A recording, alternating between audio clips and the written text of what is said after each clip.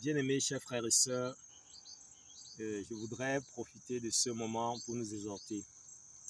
Premièrement, bienvenue à chaque personne, à chacun d'entre vous qui est dans le groupe d'intercession. Donc, vous êtes dans le groupe d'intercession. Je pense que c'est l'une des plus grandes et l'une des plus fortes décisions que vous avez prises au courant de votre vie. Quand nous serons dans l'éternité, je crois que l'une des choses dont nous devons être le plus reconnaissants à Dieu, c'est d'avoir fait le travail d'intercession. Le plus grand travail qu'un être humain peut faire sur la planète Terre, c'est le travail d'intercéder pour les autres personnes. Absolument rien n'est plus important aux yeux de Dieu que de te mettre à la brèche.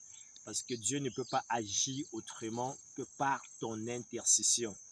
La seule chose qui donne le droit, qui octroie le droit à Dieu d'agir sur la planète Terre, c'est ton intercession. Alors, quand tu prends la décision d'être un intercesseur, d'être une intercesseuse, c'est la plus grande, c'est la plus forte décision que tu peux prendre dans ta vie. Maintenant, certaines personnes diront que je ne peux pas intercéder. Ce n'est pas vrai. La Bible dit dans le livre de Apocalypse, chapitre 1 et le verset 6, qu'il a fait de nous un royaume des sacrificateurs. Un royaume des sacrificateurs. Cela veut dire que quoi? Nous sommes à la fois des rois et des sacrificateurs par notre appartenance à Jésus-Christ. Quand nous donnons notre cœur à Jésus-Christ, si nous l'avons fait en esprit, en vérité, si réellement nous sommes dans cette communion vivante avec Dieu, quelque chose s'est produit à l'intérieur de nous. Et cette chose, comme Jésus-Christ a dit, c'est la vie éternelle qui a été mise en nous, c'est le royaume de Dieu qui a été mis en nous. Nous sommes dans une nouvelle réalité spirituelle. Cette nouvelle réalité spirituelle, c'est ce contact avec Dieu le Créateur. C'est ce contact permanent avec le Seigneur. Et maintenant, dans cette reconnaissance, nous comprenons que nous avons été transportés d'un mystère que l'homme charnel, que l'homme ordinaire ne comprend pas. Et ils sont aveuglés à cette réalité. Donc, la chose naturelle qui viendra à chacun d'entre nous, ce serait de plaider afin que son frère, afin que sa sœur, afin que ses amis et connaissances puissent aussi entrer dans la connaissance de cette réalité. Ce qui fait donc que toute personne qui est vraiment née de nouveau est un intercesseur naturel.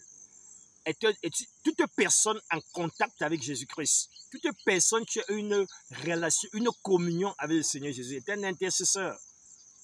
Je voudrais donc que vous compreniez quelque chose de très clair dans cette vidéo, c'est que le Seigneur nous dit qu'il a fait de nous un royaume de sacrificateurs. Cela veut dire que nous sommes des rois. En tant que roi, cela signifie, comme la Bible nous dira encore de l'Ecclésiaste, là où est la parole du roi, là aussi est la puissance. Ça veut dire que ta parole a une autorité dans le spirituel. Et c'est une chose que tu veux comprendre de tout ton cœur, que tes paroles sont puissantes dans le spirituel. Parce que tes paroles sont amplifiées par la puissance de l'Esprit de Dieu qui est en toi.